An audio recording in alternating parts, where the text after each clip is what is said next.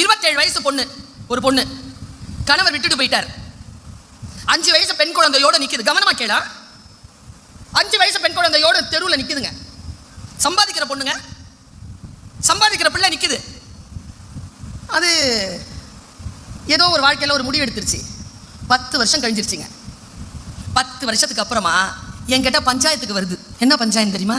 Madam, 27 வயசுல பிள்ளையோட தனியா நின்னா ஒருத்தன் வந்தான், அவனை நம்பி 10 வருஷம் வாழ்ந்துட்டேன் மேடம், இப்போ கல்யாணம் பண்ணிக்க மாட்டேங்கிறான். என் பிள்ளை 15 வயசுக்கு வந்துருச்சு மேடம், அவன் விட்டுட்டு போயிட்டு வேற கல்யாணம் பண்ணிக்கிறேங்கிறான் மேடம். சரி, என்கிட்ட எதுக்கு வந்த? அவனை எப்படியாவது என்னை கல்யாணம் பண்ணிக்க சொல்லுங்க மேடம். நான் என்ன தெரியுமா சொன்னேன்? உனக்கு புரியுதான்னு பாரு. உனக்கு இப்போ நான் சொல்கிற வார்த்தை புரிஞ்சிருச்சுன்னு வச்சுக்க, நான் எதை சொன்னாலும் உனக்கு புரியும். நான் சொன்னேன், சே thanks to the close doors. மூடப்பட்ட கதவுகளுக்கு நன்றி சொல். சனியை 10 வருஷத்துலயே போயிடுச்சு.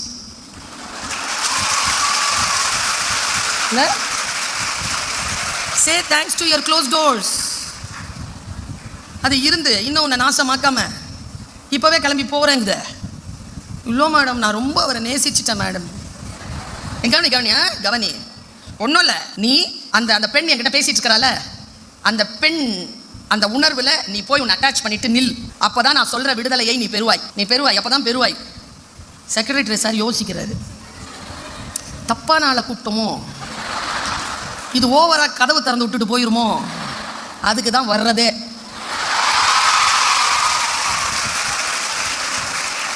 கவனிங்க, அந்த பிள்ளைகிட்ட கேட்ட, சரி நீ சம்பாதிக்கிறியா? அந்த ஆள் சம்பாதிச்சாரான்னு கேட்டேன். இல்லை மேடம், சம்பாதிக்கல, எல்லாம் நான் தான் மேடம் கொடுத்தேன். எவ்வளோ கொடுத்துருப்பேன் 10 வருஷத்தில்? 30 லட்சம் ரூபாய் மேடம்.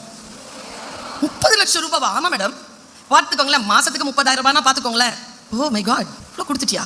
தப்பாச்சே, என்ன செய்யலாம்? சரி, ஒரே ஒரு விஷயத்த சொல்லு, நான் இந்த சமூகத்தில் இருக்க பிள்ளைகளுக்கு சொல்லணும். சம்பாதிக்கலை, உன்னை கல்யாணமும் பண்ணிக்கல, உன் படிப்பை அவன் பயன்படுத்தியிருக்கான், உன் உழைப்பை அவன் பயன்படுத்தியிருக்கான், உன்னை அவன் பயன்படுத்தியிருக்கிறான். அப்படி என்னதான் இருந்தது அவன்கிட்ட? அது சொன்ன நம்ம சொல்வோம்ல, இந்த மாதிரி வந்தா இப்படி பார்த்துக்கப்பான்னு சொல்வோம்ல, என்ன பார்த்து அவன்கிட்ட அப்படின்னு நான் அந்த அம்மா சொல்லிச்சிங்க ஒரு வார்த்தை. நான் தெருவில் நின்ன மேடம், பிள்ளையோட, யாருமே கேட்கல மேடம், அவன் மட்டும்தான் மேடம் கேட்டான். என்னது? என்ன கேட்டான்? சாப்பிட்டியான்னு கேட்டான் மேடம். சாப்பிட்டியான்னு கேட்டதுக்காக நீ 10 வருஷம் கொடுப்பியா? அப்ப எங்க இருக்கு உன் பலவீனம்? எதற்காக? நீ சாப்பாடுல இல்ல உன் பலவீனம். யாராவது சாப்பிட்டியான்னு கேட்ட மாட்டாங்களான்னு ஏங்குற இருக்குல்ல, அங்க இருக்குது உன் பலவீனம். அந்த பலவீனத்தை நீ வென்று விட்டால் யாரும் எந்த வார்த்தை சொன்னாலும் அப்படின்னு கேட்காம என்ன அப்படின்னு கேட்டுட்டு போவ. புரியுதா? நல்லா தெரிஞ்சுக்க ஒரு விஷயத்த, படத்துல பாக்குறதெல்லாம் ரியல் அல்ல, படத்துல பாக்குறது ரீல். நீ இதுல பார்த்தேன்னு வச்சுக்க, காலேஜ் என்றால் என்ன, காலேஜ் டீச்சர்ஸ் எப்படி இருப்பார்கள், அப்ப வந்து நிப்பாங்க நயன்தாரா மேடம் டீச்சரா, சாய் பல்லவி மேடம் வந்து நிப்பாங்க டீச்சரா. அதெல்லாம் ரியல் டீச்சர். இதோ உட்கார்ந்துட்டு இருக்காங்களே, இதோ நின்னுட்டு இருக்கிறேனே, நாங்க தான் real teachers. we are real teachers, we are all real teachers. Makeup போட்டுக்கிட்டு நடிக்கிறவங்க இல்ல, நாங்க உண்மையா வாழ்ந்து உங்களுக்காக பாடம் நடத்துகின்ற ரியல் டீச்சர்ஸை அடையாளம் காணுங்கள், ரியல் லீடர்ஸை அடையாளம் காணுங்கள், ரியல் மனிதர்களை அடையாளம் காணுங்கள். ரீல்ஸோட ஓடிக்கிட்டே இருக்காதீங்க. இந்த ஜெனரேஷன் ரீல்ஸ்ல ஓடிட்டு இருக்குங்கிறதுனால தான் என்ன பேச கூப்பிட்டுருக்காங்க. கவுண்டமணி சார் தான் நினைக்கிறேன், அந்த ஜோக்ல சொல்லுவேன், எனக்கு எப்பவுமே ஹியூமர் ரொம்ப பிடிக்கும் மேடம். அது ஹியூமர் இல்லை ஆக்சுவலி, அதுக்குள்ள ஏதோ ஒரு சத்தியத்தை அவர்கள் சொல்கிறார்கள். அவன் ரொம்ப பொய் சொல்லுவான்ப்பா, கவுண்டமணி சார் தான் சொல்லுவான். அவன் சொன்ன பொய்யா ஒரு வாட்டி அவனே நம்பிடுவான்ப்பா. ஹை நல்லா இருக்குதே, ஏய் நான் எவ்வளோ நல்லவ தெரியுமா, பொய். ஆனா அதை அவன் நம்புவா. யாரு சொல்றவன் நம்புவா. நான் உன் மேல எவ்வளவு அன்பு வச்சிருக்கேன் தெரியுமா, எவ்வளவு வச்சிருக்கேன், உன் பாதம்பட்ட இடத்தில் நான் சாதம் போட்டு சாப்பிடுவேன். ஓ அவ்வளோ அன்பா? ஒரு அலுமினிய தட்டு கூட வாங்குறதுக்கு வக்கு இல்லை. உனக்கெல்லாம் என்னதுக்குப்பா லவ்னு கேட்குற துணிச்சல் நமக்கு இல்லை. நாம என்று கேட்கக்கூடிய அந்த லெவலில் இருக்கிறோம். அந்த லெவலில் சில பேர் இருப்பாங்க பாருங்க மேடம், உனக்காக எனக்காக நான் உயிரை கூட கொடுப்பேன். அப்புறம் சரி நீ உயிரை கொடுப்ப, நீ செத்துருவ, அப்புறம் நான் என்ன பண்றது? நீ செத்து போயிட்டேன்னு உக்காந்துட்டு இருக்கிறவா? என்ன வார்த்தைகள் இதெல்லாம்? நான் சொல்றேன், இந்த வயதில் சில வார்த்தைகளில் மயங்காதீர்கள் குழந்தைகளை. சில பேர் பேசுவாங்க பாருங்க, உனக்கு எல்லாம் தெரியும், உனக்கு ஒன்றும் தெரியாது, உனக்கு கம்முன்னு. நான் தெரியாமத்தான் கேட்குறேன், தெரிஞ்சு கேட்குறான்னு அர்த்தம். கேளு. இல்லை நான் ஒரு விஷயத்த சொல்கிறேன், நீங்கள் தப்பாக நினச்சிக்க மாட்டீங்களே. தப்பாக நினைக்கிற மாதிரி ஏதோ சொல்ல போகிற சொல்லு. இந்த நிதானம் இருக்கா? ஒரு விஷயத்தை நின்று நிதானிக்கிறதுக்கு இருக்கா? நான் ஒரு புக்கு உங்களுக்கு சொல்கிறேன், முடிஞ்சா அந்த புக்கை லைப்ரரியில் வாங்கி வைங்க மேடம். கெவின் அப்படிங்கிற ஒருத்தர் எழுதியிருக்கார். அந்த கெவின் எழுதுகிற புக்கு வை good people have always bad choices. ஏன் பேட் சாய்ஸஸ்க்குள்ளே போயிடுறோம்னு சொன்னால் பேட் சாய்ஸஸை நம்புகிறோம். ஏன் நம்புகிறோம்னு சொன்னால் மனசு முழுக்க பிளைண்ட் ஸ்பாட்ஸ் வச்சுருக்கோம். எது சொன்னாலும் புரியறதில்லை. பெண் குழந்தைகளா இருக்கிறதுனால வீட்டில் கொஞ்சம் செல்லம் இல்லையா? நீ இல்லைன்னு சொல்றல, அதுவே செல்லம் தான். ஏன்னா எங்களுக்கு தெரியும் எப்படி நாங்கெல்லாம் வளர்ந்தோன்ட்டு. ஏதோ ஒன்று அண்ணனோ அப்பாவோ அம்மாவோ ஏதோ ஒன்று பொம்பளை பிள்ளைங்கிறதுனால கொஞ்சம் செல்லம் கொஞ்சுவாங்க. பாப்பான்னு கூப்பிடுவாங்க, செல்லம்னு சொல்லுவாங்க, ராசாத்தின்னு சொல்லுவாங்க. அந்த வார்த்தைகள் வந்து நமக்கு சாக்லேட், பயங்கர சாக்லேட். ஆண்களுக்கு இல்லாத கொஞ்சுதல் வீட்டில் பெண்களுக்கு கிடைக்கிறது, அது எக்ஸ்ட்ரா சாக்லேட். நான் உங்கள் எல்லாருக்கும், உங்கள் வயதில் எனக்கு மகன் இருக்கிறான், உங்கள் எல்லாருக்கும் ஒரு தாயா நான் சொல்கிறேன், ஒரு அம்மாவா சொல்கிறேன். வீட்டில் ஒரு வேளை சாக்லேட் கிடைக்கலாம், எக்ஸ்ட்ரா சாக்லேட் கூட கிடைக்கலாம். ஆனால் இந்த சமூகத்திடமிருந்து சாக்லேட்டை எதிர்பார்த்து உன் வீட்டு வாசலை கடந்து விடாது. ஏன்னா நம்ம வீட்டில் நமக்கு சாக்லேட் கொடுக்குறாங்கன்னா அவங்களுக்கு அன்பு மட்டும்தான் நோக்கமாக இருக்கும். வெளியில் எவனாவது நமக்கு சாக்லேட் கொடுக்குறான்னா அவன் நோக்கம் ஒழுக்கமாக இருக்காது. அதனால் don't expect any chocolate from outsiders and please don't seek extra chocolates. பல நேரங்களில் நாம் தவறுகின்ற இடம் என்னன்னு சொல்கிறேன், அதை மட்டும் நீ காப்பாற்றிக்கோ. முதல்ல உனக்கு புரிகிற மாதிரி சொல்லணும். வாழ்க்கை கல்வி என்கின்ற வாய்ப்பை நமக்கு தந்திருக்கின்ற பொழுது அந்த கல்வியை ஒரு பெண் எப்படி புரிஞ்சுக்கிறதுன்னு சொல்றேன். நீ என்ன வேணாலும் படிச்சுக்கோ, நீ பாட்னி, இங்கிலீஷ், ஜுவாலஜி, மைக்ரோபயாலஜி, என்ன வேணாலும் படிச்சுக்கோ, chemistry, political science, economics, commerce, computer science, business administration, computer applications, எது வேணாலும் படிச்சுக்கோ. இந்த தெளிவு உனக்கு இல்லைன்னு வச்சுக்கோயேன், நீ படிச்சிருக்கங்கிற தெளிவு உனக்கு இல்லைன்னு வச்சுக்கோயேன், நீ எந்த படிப்பை படித்தாயோ அதை வைத்து நீ பயன்படுத்தப்படுவாய். அதை வச்சு உன்னை பயன்படுத்துவாங்க. முதலில் மன சுதந்திரம் கொள், சுய ஒழுக்கம் கொள், சுய விழிப்பு கொள். இதுதான் வயது. என்ன எத்தனை வருஷமா உனக்கு தெரியும்? ஒரு வருஷமா இந்த கொல்லிக்கட்டையில் வர்றதுக்கு நான் 28 வருஷம் உழைச்சிருக்கேன். 28 வருஷம் கால் வீங்க வீங்க இந்த உலகம் முழுக்க பயணம் செய்திருக்கிறேன். அதற்கு பிறகுதான் ஒரு வருஷத்துல உன் கைக்கு வந்திருக்கேன். ஒரு நாள் இரவில் நான் பெற்ற பிரபலத்தால் இங்கே வரவில்லை. 30 ஆண்டுகளினுடைய உழைப்பினால் உன் முன்னால் இருக்கக்கூடிய தகுதியை நான் பெற்றிருக்கிறேன். என் புகழுக்கும் என் செல்வாக்கத்திற்கும் நான் விலை தந்திருக்கிறேன். அது என் காலம். இளமையிலேயே நான் சில விஷயங்களுக்கு நோ சொன்னேன். குழந்தைகளை, உன் வயதிலே நான் சில விஷயங்களுக்கு நோ சொல்லி இருக்கிறேன். இந்த வயதில் நான் சொல்லுவதை உலகம் எஸ் என்று கேட்டுக்கொள்கிறது. உன் வயதிலே நான் சில விஷயங்களுக்கு எஸ் சொல்லி இருந்தால் இன்றைக்கு நான் மக்கள் எஸ் என்று சொல்லக்கூடிய வார்த்தைகளுக்கு பேசுவதற்கான தகுதி இழந்திருப்பேன். இந்த அறிவு எனக்கு வந்திருக்கிறது.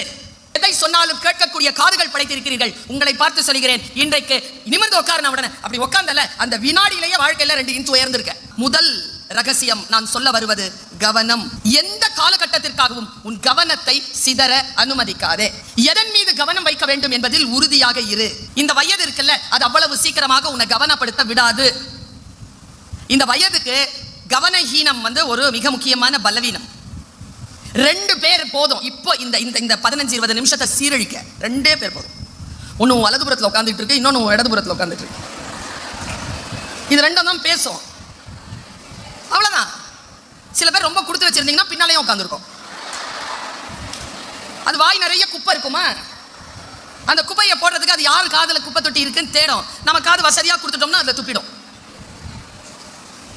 உங்களுடைய கருத்துக்களை அடுத்தவர் காதுகளில் போடுவதை நிறுத்திக் கொள்ளுங்கள். உங்கள் வாயை கொஞ்சம் ஜிப் பண்ணிட்டு காதுகளின் மடல்களை திறந்து கொள்ளுங்கள். எந்த வார்த்தை உங்களுக்கு வந்து இப்பொழுது சேரப்போகிறது என்று எனக்கே தெரியாது. இந்த கிரௌடுக்கு இந்த விஷயம் சொல்லலான்னு என் புத்திக்கு பட்டா நான் அந்த விஷயத்தை சொல்லுவேன். ஒருவேளை இதோ இந்த நாள் முதல் உன் வாழ்க்கைக்கு அது மிகப்பெரிய துணையாக அமைந்து விடக்கூடும். நான் ரொம்ப சுலபமான ஒரு விஷயத்தை சொல்றேன். நாங்க அதை இன்னைக்கு எங்க செக்ரட்டரி ரூம்ல நாங்கள் ஒரு 6 பேர் இருந்தோம், பெண்கள், செக்ரட்டரி இல்லாம. அந்த 6 பெண்களும் ஃபீல் பண்ண ஒரு விஷயத்தை சொல்றேன். அந்த ஃபீல் பண்ண வச்சதே செக்ரட்டரி தான். என்ன தெரியுமா ஒரு விஷயத்தை ஃபீல் பண்ண வச்ச? நான் ஒரு ஸ்டேட்மெண்ட் கொடுக்குறேன், அது சரியான்னு பாருங்க. இப்போ ஒரு சேர் வந்து ஒரு ஆணுக்கு கொடுக்கப்பட்டிருக்கல்லப்பா, ஒரு சேர்ல அவர் உட்காந்துருக்காருல்ல, பெண்கள் நாங்கெல்லாம் உட்காந்துருக்கோம்ல, இந்த சேர் நீங்கெல்லாம் உட்காந்துருக்கிறீங்களா, இந்த சேர் நீங்க உட்காந்துருக்கிறீங்களா, உங்க தரை, இது எல்லாம் நான் ஒரே ஒரு ஈக்குவல் டு போட்டு சொல்றேன். நான் பேசுறது உங்களுக்கு புரியுதா? இந்த சேர்ல உட்கார்றதுக்கு, செக்ரட்டரியா வந்து உட்கார்றதுக்கு எனக்கு தெரிஞ்சு ஒரு 35 வருஷம் கடுமையா உழைச்சிருப்பேன். 35 இயர்ஸ். ஆமா தானே சார்? 35 இயர்ஸ் கான்ஸ்டன்டா எந்த ஒரு தவறான பலவீனமான விஷயங்களுக்கு எஸ் சொல்லாம தன்னுடைய வாழ்க்கையை செலுத்தி இந்த பொசிஷன்ல வந்து இந்த 131st இயர்ல செக்ரட்டரியா ஹிஸ்டரி அப்படிங்கிற கல்வெட்டுல செக்ரட்டரின்னு சைன் பண்றேன். 35 இயர்ஸ் நீங்க உழைச்சிருக்கணும் சார். ஆனா நான் ஒரு விஷயம் சொல்றேன், உங்க பக்கத்துல ஒரு சேர் இருக்குல்ல, அதுல நான் உட்கார்றதுக்கு, என் பக்கத்துல ஒரு சேர் இருக்குல்ல இந்த அம்மா உட்கார்றதுக்கு, அது பக்கத்துல இருக்கிற சேர்ஸ்லாம் இவங்க எல்லாம் உட்கார்றதுக்கு 1000 வருடங்கள் நாங்கள் போராடி இருக்கிறோம் சார். 1000 வருடங்கள் போராட்டத்திற்கு பிறகுதான் பெண்ணிற்கு ஒரு சேர் இந்த உலகம் கொடுத்தது. ஆண்களைப் போல அவ்வளவு சுலபமாக எங்களுக்கு நாற்காலி கிடைக்கவில்லை. மிகப்பெரிய போராட்டம். நான் உங்க எல்லாருக்கும் இன்னைக்கு ஒரு விஷயத்தை சொல்றேன் குழந்தைகளே, உங்களை போல் உங்கள் பாட்டிக்கு படிக்கக்கூடிய ஒரு வாய்ப்பு கிடைக்கவில்லை. உங்க பாட்டிக்கு கிடைக்கல, என் அம்மாவுக்கு கிடைக்கல, எனக்கு கிடைச்சிருக்கு. அவர்கள் எல்லாம் போராடினார்கள். எத்தனையோ பேர் பாடுபட்டு இந்த சுதந்திரத்தை நமக்கு பெற்று தந்திருக்கிறார்கள். தண்ணீர் விட்டோ வளர்த்தோம் சர்வேசா, இப்பயிரை கண்ணீரால் காத்தோம். கருக திருவுளமோ கருக விட்டுறலாமா? எங்க அப்பா நான் PhD படிச்சுட்டு அந்த டிகிரியை ரிசீவ் பண்ணிட்டு என் டிகிரியை கொண்டு வந்து எங்க அப்பா கிட்ட கொடுத்தேன். எங்க தெருவிலேயே எங்க குடும்பத்திலேயே நான் மட்டும்தான் PhD ஹோல்டர். நான் எங்க அப்பாட்ட காட்டும் போது எங்க அப்பா அதை வாங்கி ஒரே வார்த்தை தான் சொன்னார், சுல்தானா யாருக்கும் கிடைக்காத ஒரு வாய்ப்பு இறைவனின் பேரருளால் உனக்கு கிடைத்திருக்கிறது. இந்த டிகிரி நீ வாங்கியிருக்க. 2 விஷயம் உனக்கு நான் அறிவுரையா சொல்றேன். இது உனக்காக மட்டும் பயன்படுத்தாதே. உன்னை போல் படிக்காத, படிக்க முடியாத, படித்து விட்டும் வாழ்க்கையில் எதுவும் சாதித்து விடலாகாது என்பதாக அடிமைப்பட்டு கிடக்கின்ற அத்தனை பெண்களுக்குமாக சேர்த்துதான் நீ இந்த டிகிரியை வாங்கி இருக்கிறாய் என்பதனை நினைவில் கொள். முதல் வார்த்தை. 2வது வார்த்தை சொன்னாங்க, வாழ்க்கையில எந்த தப்பும் பண்ணிடாத. நீ தப்பு பண்ணிட்டேன்னு வச்சுக்கோயே, என்ன சொல்ல தெரியுமா இந்த சமூகம்? படிக்க வச்சோம்ல, பேச வச்சோம்ல, அதனால தான் இந்த கேடு. அந்த அம்மாவே தப்பு பண்ணுதுனா இந்த குழந்தைகள் இனிமேல் ஒன்றும் செய்ய வேண்டாம் என்று இந்த உலகத்தில் எந்த தகப்பனும் எந்த தாயும் முடிவெடுத்து விட முடியாதபடிக்கு நீ உன் வாழ்க்கையில் தவறுகளை தடுத்துக்கொள் என்று சொன்னார்.